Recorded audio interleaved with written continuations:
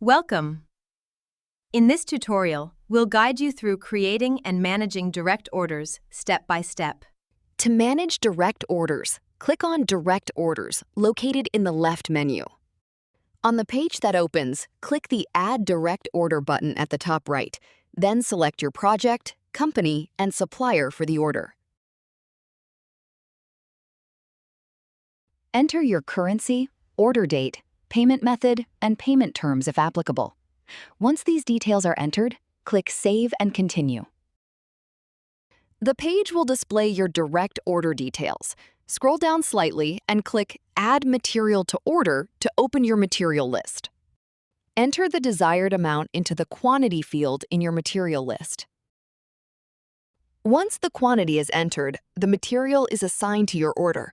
Now enter the unit price for this material. And then click the Update button.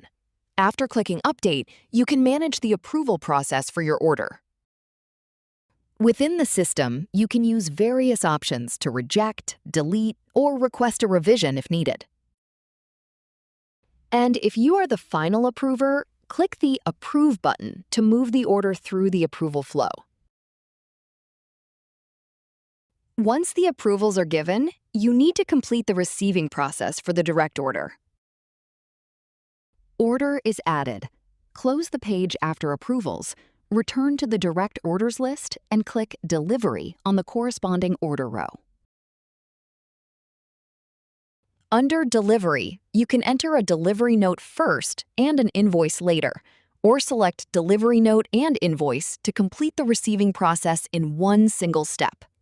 After filling in the required fields on the screen, select the material. Click Confirm Delivery Note and Invoice below, and then confirm the pop-up to approve the delivery note. Once created and confirmed, you will have successfully completed your direct order process. You're all set.